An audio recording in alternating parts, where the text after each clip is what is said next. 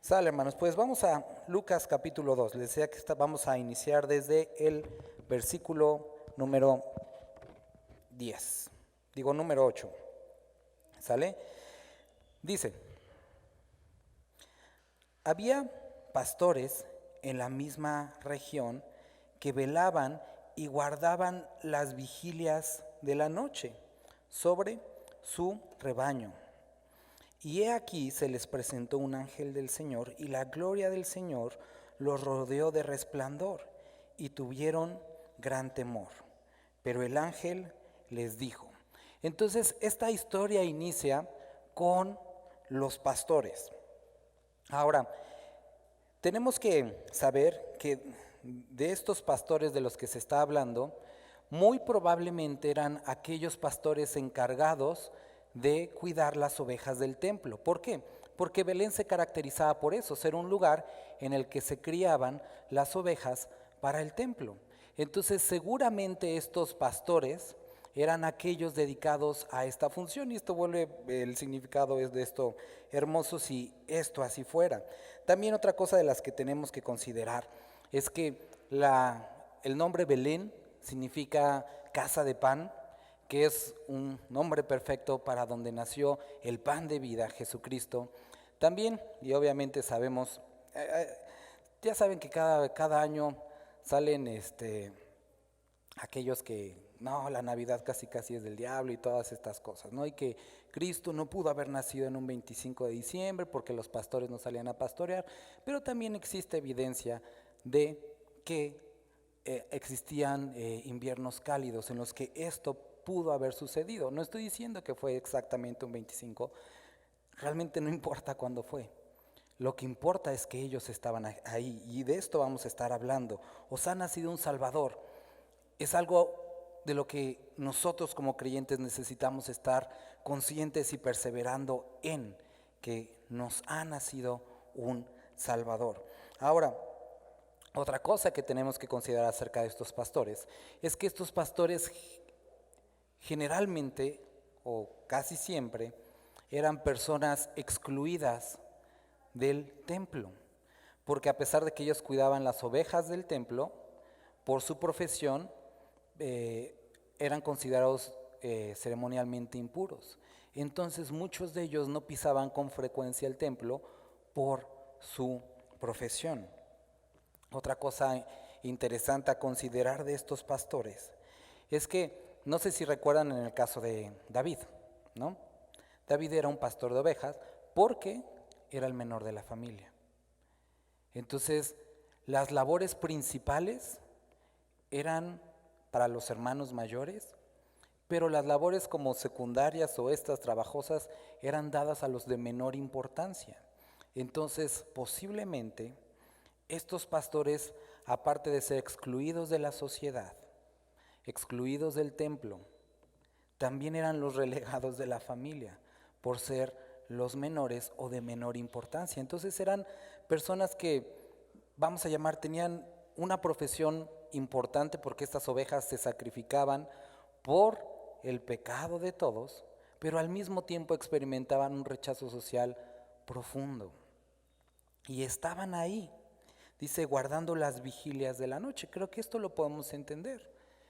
Era tarde, pero tenían que estar pendiente que no viniera un depredador y se llevara esas ovejas que habían sido puestas bajo su responsabilidad, ¿no? Entonces estaban ahí, en la misma región, dice, velaban y guardaban las vigilias de la noche sobre su rebaño. Versículo 9. Y he aquí, se les presentó un ángel del Señor, y la gloria del Señor los rodeó de resplandor, y tuvieron gran temor. Es hermoso. Bueno, primero, no sé si alguna vez te llegó a pasar, o en el trabajo, o incluso aquí en la congregación, o en la escuela, que el día que no fuiste pasó algo importante. Ese día que decidiste no ir, pasó algo que dices, me la perdí.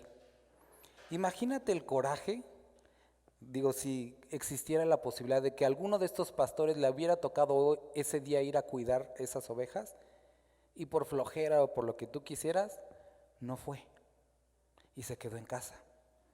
Fue a una fiesta, fue a una comida, a lo que sea, y se perdió la gloriosa revelación de que el Salvador había nacido.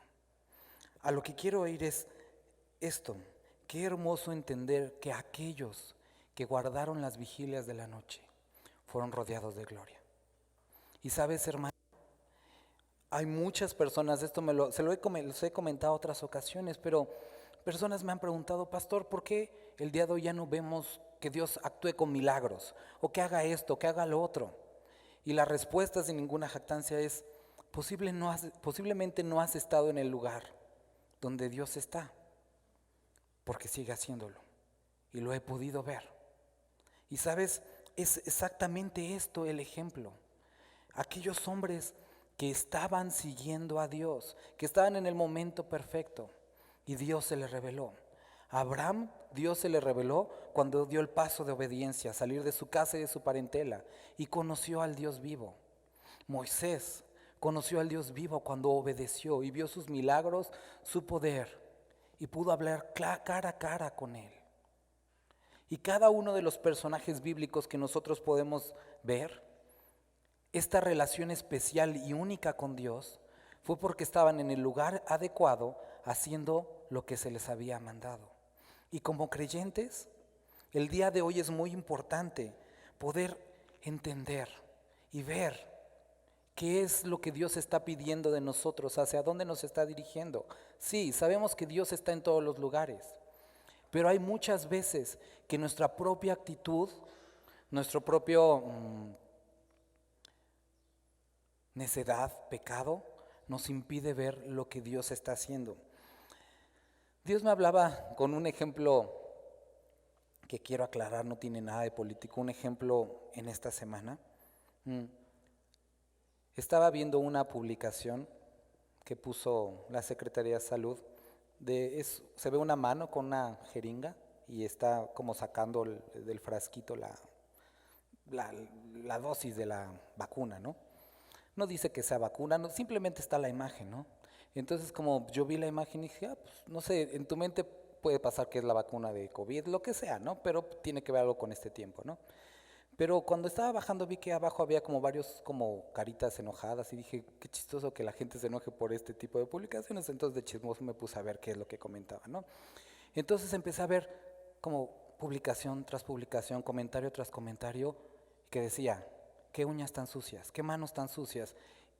Y a mí me sorprendió mucho ver, dije, ¿cuáles manos? Entonces me regresaba a ver la imagen y la verdad pues yo no pude ver que realmente se vieran las manos sucias, se veía así como negro pero pues percudidas las pobres manos que le sacaron, ¿no? Pero en ese momento Dios me recordó un punto, y el punto era cuando en el libro de Lucas estaba Jesús a punto de sanar a alguien y le pregunta a los fariseos, ¿es lícito hacer bien en el día de reposo? Y todos callaron. Y es una imagen interesante ver que esta vacuna podría simbolizar para algunos, a lo mejor no para todos, pero para algunos como el cambio en esta circunstancia que estamos viendo. Pero esta sociedad se enfocó tanto en criticar las manos de la persona que perdieron el punto de la imagen, que es lo mismo que sucedía en el tiempo de Cristo Jesús. Lo mismo sucedió. Los fariseos estaban tan preocupados por las formas, por las leyes, por esto, por lo otro, que estaban perdiendo de vista lo principal, que Cristo estaba a punto de hacer bien a alguien que lo necesitaba. Y el día de hoy muchos creyentes están enfocados hacia que esta festividad es producto de un rito pagano y que los orígenes, que esto, que lo otro, que lo que significa, lo que quieras, que estamos perdiendo el punto, la esencia y la oportunidad que está puesta delante de nosotros. Sea lo que sea, este momento es propicio, primero, para dar gloria a Dios y segundo, hablar de la luz que vino al mundo. Y pudiéramos, por nuestras ideas locas, perdernos el punto. Lo mismo sucede con nuestro día a día. Puede ser que por tu enojo, porque no echaron la ropa en el bote y la pusieron en el piso como siempre, porque no levantaron la tapa del baño, por lo que sea, puedas perder de vista lo importante. Cristo viene pronto y hay una gran necesidad de que tu familia se acerque a Dios, que tú estés cerca de Dios y que las personas puedan conocer de Cristo, ser hallados en Él. Y esto podemos ver en esta imagen. Los pastores estaban ahí simplemente cumpliendo, no recibieron una revelación de ve este día porque va a pasar. No se nos dice nada así. Simplemente estaban haciendo lo que tenían que hacer. Punto. Y en ese acto de obediencia se encontraron con una revelación gloriosa. Hermano, hermana, es muy importante que no solo en este tiempo, sino que podamos hacer esta decisión. Voy a obedecer a Cristo Jesús, sea lo que sea que Él me esté pidiendo, porque en ese camino de obediencia, Cristo se manifiesta a tu vida y eres instrumento en manos del alfarero. Estos hombres que guardaban las vigilias de la noche, vuelvo a leer, fueron rodeados de su presencia. Y hermano, la palabra de Dios nos invita a estar velando, estar expectantes de su pronta venida. Y en este acto de obediencia vamos a encontrarnos siendo llenos de su presencia y siendo dirigidos por Él. Versículo 10. Pero el ángel les dijo, ¿por qué les dijo esto? Porque en el versículo anterior nos dice que tuvieron gran temor. El ángel les dijo, no temáis, porque he aquí, os doy nuevas de gran gozo, que será para todo el pueblo. Ahora, quiero que notes que en los 3 relatos que hemos visto anteriormente, con Zacarías, con María, con José, el ángel tiene que decir no temas, porque nos menciona que ellos temieron. El temor está profundamente ligado al corazón del hombre. De hecho, esta mañana, a lo mejor es algo que tú ya habías visto, pero yo nunca había reflexionado en esto. Al estar orando acerca de este capítulo nuevamente, me ponía a reflexionar que la primera consecuencia que se escribe producto del pecado en el libro de Génesis es el temor.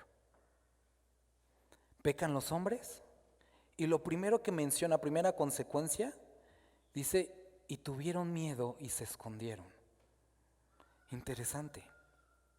El temor se ligó por la entrada del pecado al corazón del hombre. Pero la palabra también de Dios nos dice que en el perfecto amor, o que el perfecto amor echa fuera todo temor. Y esto es algo que tenemos que ver el día de hoy. Cristo, junto con el anuncio de Cristo Jesús, decía, no teman. Y si el día de hoy, por la circunstancia que sea, tú en parte estás viviendo alguna forma de temor, quiero decirte que también eso Cristo lo vino a sacar de nuestra vida. Y que el perfecto amor de Dios echa fuera el temor que pudiera existir en tu vida. Eso es lo que hace el perfecto amor. Ahora, el temor es esto también es muy interesante. Generalmente, no en todos los casos, pero uno de los primeros temores es al abandono. Eso lo experimentan niños, lo estaba leyendo esta semana, niños de entre 4 o 5 años, y después es a la muerte. Son de nuestros primeros temores, muerte y abandono, ¿no? Pudieron haber tenido diferentes, pero el temor a la muerte es un emisario, creo que muy atinado, advirtiendo al hombre que cuando muera le espera la perdición. Y desde ese punto de vista, antes de recibir a Cristo es muy saludable, porque te está dando testimonio constantemente. Hey, cuando mueras, lo que sigue es horrible. Pero cuando viene Cristo Jesús a nuestras vidas, ese emisario de muerte debe desaparecer, porque ahora sabemos que vamos a una nueva vida con propósito y reunidos con Él para siempre. Esto es hermoso, queridos hermanos, porque el perfecto amor debe echar fuera todo temor. Pero el ángel les dijo: no temáis, porque he aquí os doy nuevas de gran gozo.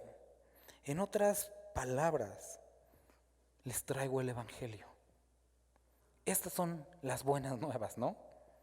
El evangelio. Os ha nacido un Salvador. Y lo que quita el temor, justo como estamos hablando ahorita, son las nuevas del gran gozo. No sé si recuerdas en el libro de Efesios, cuando nosotros vemos la armadura de Dios, dice entre toda la armadura, el yelmo de ¿qué? La salvación. ¿Y sabes dónde surge el temor? En la cabeza. ¿Qué es lo que protege finalmente el yelmo? La convicción de la salvación. Ese perfecto amor debe de echar fuera todo temor. Entonces el ángel viene y le dice: he aquí os traigo nuevas de gran gozo, no solamente para ustedes, sino que serán para todo el pueblo. Versículo 11. Y estas son las nuevas de gran gozo, que os ha nacido hoy en la ciudad de David un Salvador, que es Cristo el Señor. Estas son las nuevas de gran gozo que tenemos que recordar, meditar, predicar y expresar año con año en esta época y todos los días, claro está, que ha nacido un Salvador. No un coach, no un líder, no un genio, no un proveedor, no una regla a matrimonios, no una casamentera, un Salvador.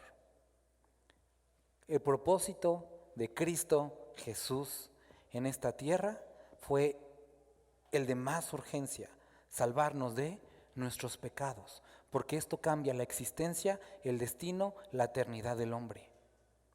Este es el punto, este es el propósito, y esta es la Navidad, que os ha nacido un Salvador. Y este Salvador, dice, es Cristo, es decir, el Mesías que ustedes esperaban. Eso es lo que significa Cristo, el ungido de Dios, el cual es el Señor. Curios, el que gobierna todo, el que está por encima de todo. Cristo es el Señor. Entonces, ¿qué es lo que nosotros hemos venido a ver?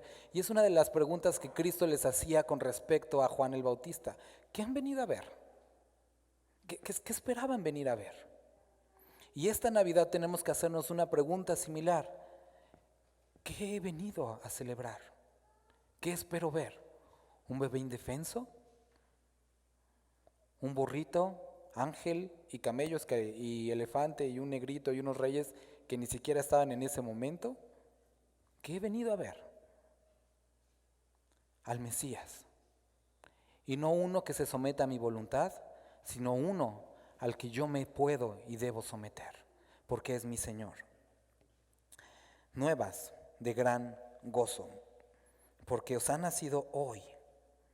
Ese día, ese momento cambiaría la historia, no de la humanidad, o más bien no de Israel, sino de la humanidad completa, no únicamente de los vivos, sino de los que habrían venir también. Os ha nacido un Salvador hoy en la ciudad de David, un Salvador que es Cristo el Señor. Versículo 12. Esto os servirá de señal. Hallaréis al niño envuelto en pañales, acostado en un pesebre. Y la semana pasada hablábamos de esto, que el pesebre no fue la elección de María. Ella no lo eligió. Ella le hubiera gustado a mejor el ABC, el Hospital Los Ángeles, no sé, no un pesebre. Y Dios se mostró y encarnó en la forma más contradictoria para el ser humano. Y les dice, esto os servirá de señal, porque cuando se les dice, os ha nacido el Salvador, posiblemente en su mente judía debe de estar en el palacio. Debe estar rodeado de gloria y unos ángeles y esto y lo otro, en un cosa de oro, pero no, les explica, esto servirá de señal, esta va a ser la señal de quién es ese niño. Este niño que van a hallar va a estar envuelto en tiras de ropa, de tela, y acostado en un pesebre, que hablábamos la semana pasada, que generalmente era o de madera o de piedra como tallada o carvada. Recuerda, los comederos y bebederos de los animales no son la cosa más limpia, está llena de su baba, de pedazos de comida, son lugares no limpios, y esto era la señal. Ahora, me gustaría leerte 2 de Corintios capítulo 8. Versículo 9 nos dice, porque ya conocéis la gracia de nuestro Señor Jesucristo, que por amor a vosotros se hizo pobre, siendo rico, para que vosotros con su pobreza seáis enriquecidos. ¿Qué es lo que nosotros estamos viendo aquí? No nos equivocamos. A la vista de los hombres, este evangelio parece humillación y contradicción, pero cuando lo ves desde sus propios ojos, es gloria y poder. Esto que estamos haciendo el día de hoy, esto que estamos leyendo es gloria y poder. A los ojos de los hombres parecerá raro salir en un domingo, y más dadas las circunstancias presentes. Será raro seguir teniendo esperanza, pero es gloria y poder.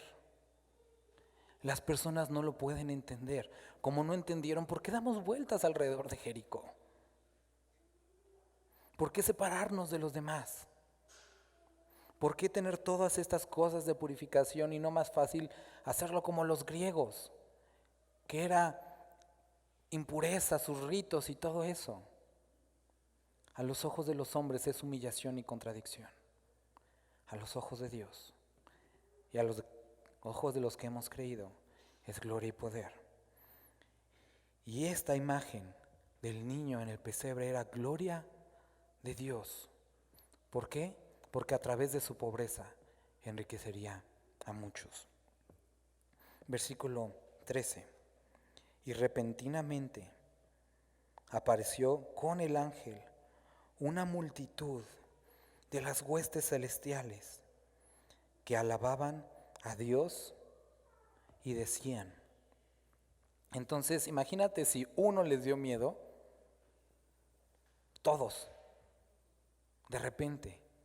Y cuando habla de huestes celestiales, hace referencia a ejército, soldados, que generalmente son para la guerra, ¿no? Entonces, estos que son para la guerra, o estos que generalmente fueron diseñados para la guerra, en este momento tenían un anuncio totalmente diferente.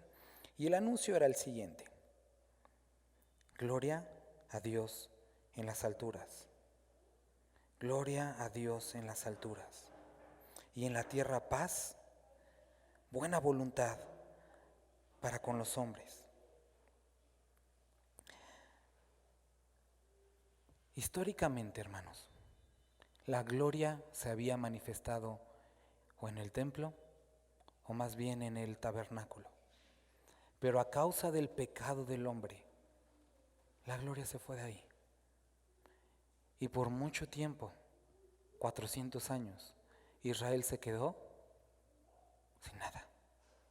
Dios no estaba ausente, simplemente estaba callado hasta el cumplimiento de la salvación para el hombre. Y en ese momento, después de todo ese tiempo, la gloria de Dios regresaba a la tierra, ahora en forma de un niño que crecería y sería, o era, el Salvador del mundo. Esto es algo muy importante para nosotros, porque a causa de nuestro pecado, a causa de nuestra maldad,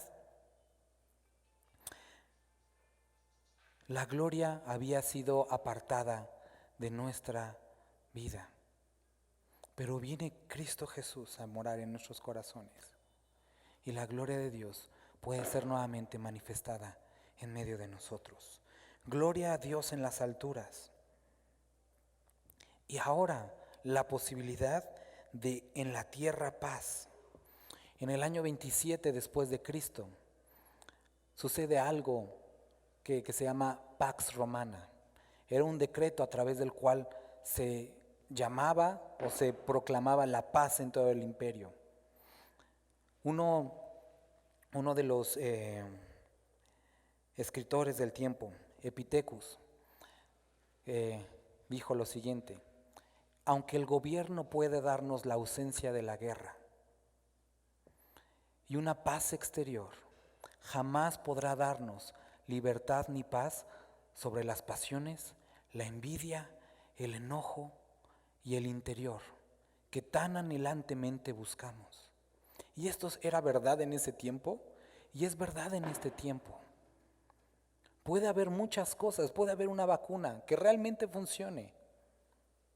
Puede suceder algo que inhabilite el virus para siempre, puede haber estabilidad económica, puedes tener un buen empleo, que te saques el cachito de esta semana y que tus problemas financieros se acaben.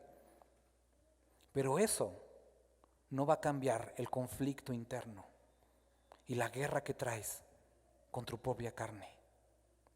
El único que puede cambiar eso es la paz de Dios, que no da la paz como el mundo la da, sino es una paz duradera, una paz en medio del conflicto, una tranquilidad en medio del dolor.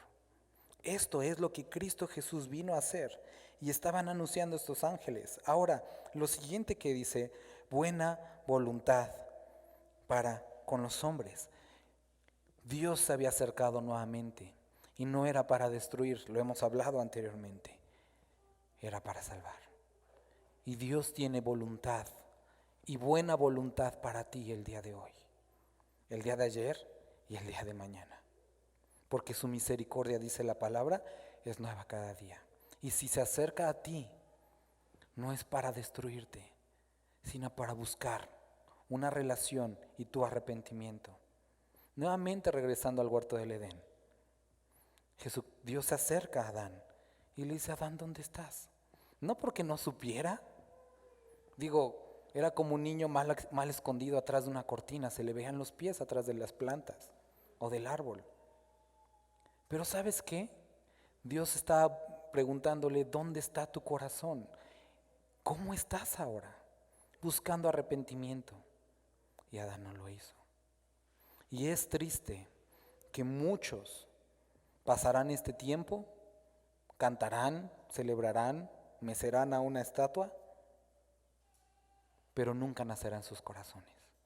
Porque a pesar del ambiente propicio para acercarse, no han abierto su corazón para que realmente nazca. Y es donde tú y yo entramos. Vamos a ver esto. Sucedió que cuando los ángeles se fueron de ellos al cielo, los pastores se dijeron unos a otros: pasemos pues hasta Belén. Y cuando menciona hasta Belén, quiere decir que no era un lugar cerca, estaban muy en las afueras. Y veamos esto que ha sucedido. Ellos nos dijeron: vamos a ver si sucedió, sino vamos a ver esto que sucedió. ¿Por qué? Dice: pasemos pues hasta Belén y veamos esto que ha sucedido y que el Señor nos ha manifestado. Belén no estaba cerca, pero querían obedecer. Ahora, dice: vinieron pues apresuradamente y hallaron a María, a José y al niño acostado en un pesebre. Ahora, hallaron. La palabra hallaron es una palabra importante porque es la palabra griega neurisco. Esta palabra hace referencia a hallar después de buscar. Quiere decir obviamente que es algo que ellos buscaron diligentemente, que hicieron. Entonces no es algo como que apareció, sino que ellos buscaron. Entonces recibieron la señal y obedecieron. No sé si recuerdas, en Corintios se nos menciona esto. Pablo habla acerca de este punto. Oí, por tanto hablé. Que está citando realmente Salmo 116, que menciona lo mismo. Oí, creí, por tanto hablé. Y si tú has creído y si yo he creído, es donde está nuestra labor ahora aquí. Recibimos esta palabra de parte de Dios, conocemos su nombre, conocemos el verdadero significado. Vayamos, obedezcamos el mandamiento. Cuando ellos llegaron,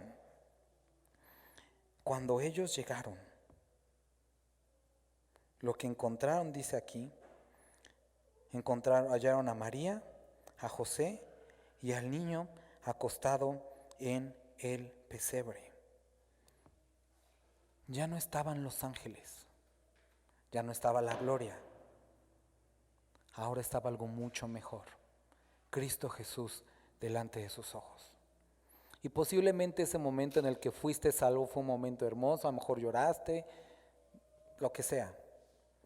Así como los apóstoles cuando subieron con Jesucristo al monte de la transfiguración vieron algo glorioso. Descendieron y había un endemoniado al cual no podían sacar. Pero había algo que había permanecido mucho más vistoso, importante que eso. Cristo Jesús con ellos. Y el día de hoy es exactamente lo mismo para ti y para mí. Aparte de esa experiencia de nuevo nacimiento, cuando recibiste al Espíritu, cuando fuiste lleno del Espíritu Santo, hay algo mucho mayor que está contigo día a día, que es la presencia de Cristo Jesús frente a tus ojos. Y eso debe cambiar todo.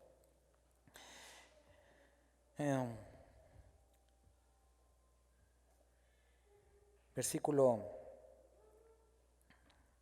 17, vuelvo a leer. No, eso no lo había leído, pero ahora leo el versículo 17. Y al verlo, dieron a conocer lo que se les había dicho acerca del niño. Nuevamente, ya no estaban los ángeles que habían anunciado os ha nacido un Salvador. Ahora estaban ellos que repetían las mismas palabras. Nos ha nacido un Salvador. Y es importante que así como en algún momento a ti se te predicó la palabra, posiblemente esos que te compartieron y que lo hacían muy bonito, no están el día de hoy. Pero ahora estás tú. Abre tu boca y cuenta las maravillas de Dios que escuchaste, que estudiaste y que han sucedido en tu vida. Estos pastores recibieron estas palabras, obedecieron la revelación, vieron a Cristo Jesús y por tanto hablaron. Y ellos hablaron acerca de lo que se les había dicho. Todos los que oyeron, dice, se maravillaron de lo que los pastores les decían. Pero María guardaba todas estas cosas, meditándolas en su corazón. Había un grupo de personas maravilladas. Y no quiere decir que María no se maravillara, pero ella tenía una actitud importante. Meditaba en su corazón acerca de todas estas cosas. Y es importante este punto en nuestra vida, que podamos meditar acerca de lo que Dios ha hecho y por lo tanto lo que Él puede continuar haciendo. Meditar acerca de lo que Él hizo y por lo tanto meditar acerca de lo que Él puede seguir haciendo. María guardaba todas estas cosas. No seamos olvidadizos, oidores olvidadizos. Versículo 20, y con esto terminamos.